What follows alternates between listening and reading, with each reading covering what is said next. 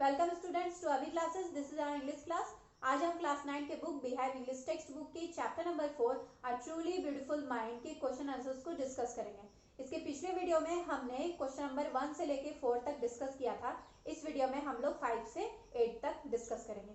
अगर आपने उस वीडियो को नहीं देखा है तो आप प्लेलिस्ट में चेक कर सकते हैं। तो चलिए स्टार्ट करते हैं। थिंकिंग अबाउट द टेक्स्ट का 5th क्वेश्चन है, Why did Einstein write a letter to Franklin Roosevelt? ठीक है, अब फ्रैंकलिन डी रूजवेल्ट ये कौन थे? अमेरिकन प्रेसिडेंट थे उस समय के। तो आइंस्टाइन ने उन्हें चिट्ठी क्यों लिखी थी? तो इसका आंसर करते हैं। Einstein wrote a letter to Franklin Roosevelt because he wanted to warn America that Germany did the discovery of nuclear fission, and if a single bomb of this type exploded in a port would destroy the whole port together with some of the surrounding territory. अब उन्होंने president को warn करने के लिए ये letter लिखा था।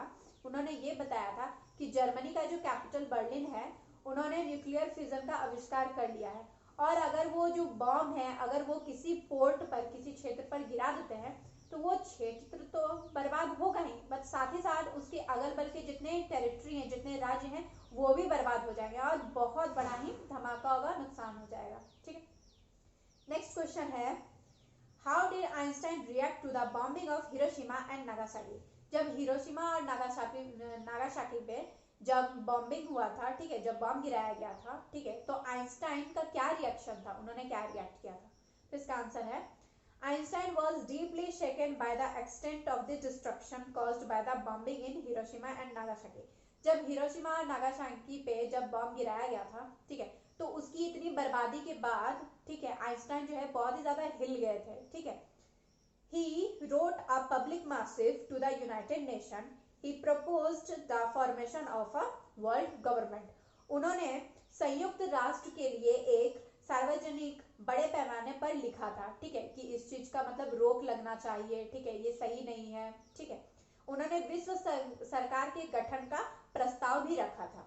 ठीक है, over the next decade he got more involve in politics. ठीक है, अब अगले ही दशक वो पॉलिटिक्स में, राजनीति में बहुत ही ज्यादा इन्वॉल्व होने लगे। ठीक है, agitating for an end to the arms build-up and using his popularity to campaign for peace and democracy. अब उन्होंने ये अभियान, आंदोलन स्टार्ट किया था कि ये जितने भी हथियार का निर्माण हो रहा है उन्हें बंद किया जाए। ठीक है, और उन्होंने अपनी इस लोकप्रियता का यूज किया अभियान चलाने में, और उनकी अभियान में उनका ये डिमांड था कि पीस और डेमोक्रेसी के लिए, ठीक है, शांति के लिए और लोकतंत्र के लिए। ठीक है, नेक्स्ट क्वेश्चन है, Why does the world remember Einstein as a world citizen? अब हम लोग आइंस्टाइन को, ठीक है, as a world citizen के रूप में हम लोग क्यों याद करते हैं?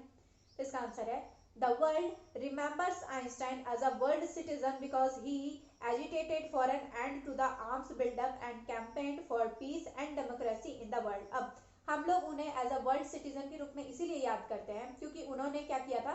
आंदोलन स्टार्ट किया था, ठीक है, ताकि ये जितने भी हथियार का निर्माण हो रहा है उन पे रोकथाम हो, ठीक है, उन पे रोक लगाया जाए। ठीक है, और उन्होंने क्या किया था?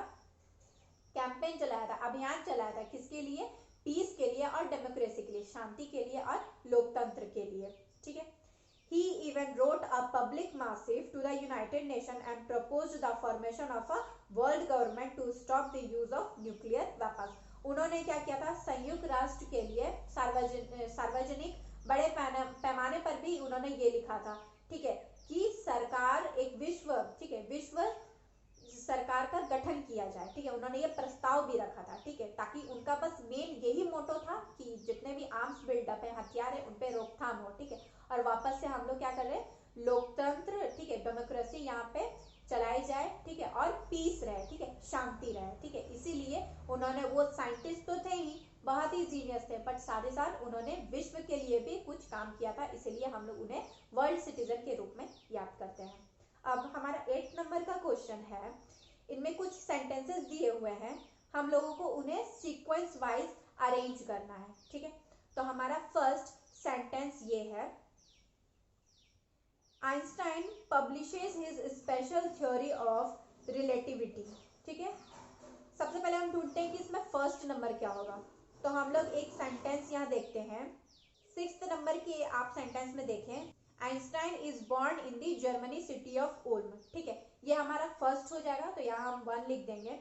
सेकंड हम लोग देखते हैं 4th लाइन में, अब आ जाइए, Einstein attends a high school in Munich. ठीक है, इसके बाद क्या हो जाएगा, हाई स्कूल वो जाते थे म्यूनिक में, ये सेकंड नंबर हो जाएगा। थर्ड है Einstein family moved to Milan. ठीक है, अब आइंस्टाइन की जो फैमिली थे वो क्या थे, मिलान में शिफ्ट हो गए थे और आइंस्टाइन को उनके रिलेटिव्स के पास छोड़ गए थे, तो ये थर्ड हो जाएगा। अब 10th नंबर हम लोग देखते हैं, tired of the school regimentation Einstein withdraws from school. अब वो स्कूल के रेजिमेंटेशन से बहुत ही ज्यादा परेशान हो गए थे। ठीक है, इन्हें इसीलिए उन्होंने क्या किया था, स्कूल छोड़ दिया था, तो ये हमारा 4th नंबर हो जाएगा। अब हम 7th नंबर स्टेटमेंट देखते हैं, Einstein joins a university in Zurich where he meets Mileva. Einstein Zurich के एक यूनिवर्सिटी में उन्होंने एडमिशन लिया था, जहां उनकी मुलाकात मेलेवा मैरिक से हुई थी, तो ये हमारा 5th नंबर हो जाएगा। हम लोग 11th नंबर देखते हैं, he works in a patent office as a technical expert. ठीक है, अब उनका जॉब लग गया था, ठीक है, एज अ टेक्निकल एक्सपर्ट, कहाँ पे, पेटेंट ऑफिस में, तो ये हमारा 6th नंबर हो जाएगा। अब फर्स्ट हम लोग सेंटेंस देखते हैं, Einstein publishes his special theory of relativity. ठीक है, उन्होंने अपना क्या किया था, स्पेशल थ्योरी किसका था, रिलेटिविटी का, जिसमें टाइम एंड डिस्टेंस जो था वो एब्सोल्यूट नहीं था, उन्होंने ये पब्लिश किया था, तो ये 7th नंबर पे हो जाएगा। 8th नंबर पे हम लोग देखते हैं, 9th नंबर स्टेटमेंट है, he provides a new interpretation of gravity. ठीक है, उन्होंने व्याख्या किया था ग्रेविटी के बारे में। ठीक है, उन्होंने एक नया व्याख्या किया था। ठीक है, तो ये हमारा हो जाएगा 8th नंबर। ठीक है, अब 9th नंबर के लिए हम लोग सेकंड स्टेटमेंट देखते हैं, he is awarded the Nobel Prize in Physics। उन्हें नोबेल प्राइज मिला था फिजिक्स में, तो ये 9th नंबर पे आ जाएगा। अब लास्ट हम लोग देखते हैं, last sentence, when Hitler comes to power Einstein leaves Germany for the United States। ठीक है, जब जर्मनी, ठीक है, जब नाजी जो थे वो बहुत ही पावर में आ गए थे, ठीक है, और आइंस्टाइन ने जर्मनी छोड़कर यूएसए में वो शिफ्ट हो गया था, तो ये हमारा 10th नंबर हो जाएगा। अब 3rd नंबर स्टेटमेंट देखते हैं, Einstein writes a letter to US president Franklin D Roosevelt and warns against Germany's building of an atomic bomb. अब आइंस्टाइन क्या करते हैं, उस समय के प्रेसिडेंट रूजवेल्ट को वो लेटर लिखते हैं कि जर्मनी ने क्या किया है, एक बहुत ही पावरफुल हथियार बना लिया है, ठीक है, जो था एटॉमिक बम। ठीक है, तो ये हमारा आ जाएगा 11th नंबर पे।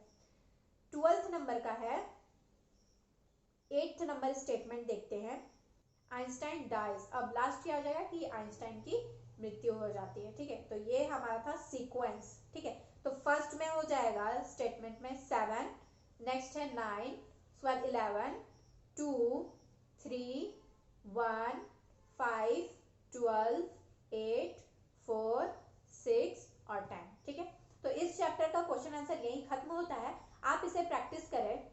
अगर आपको ये वीडियो हेल्पफुल लगा हो तो आप इसे लाइक करें एंड अपने फैमिली एंड फ्रेंड्स के साथ शेयर कर सकते हैं। अगर आपको इससे रिलेटेड कोई क्वेरी है तो आप हमें कमेंट सेक्शन में पूछ सकते हैं।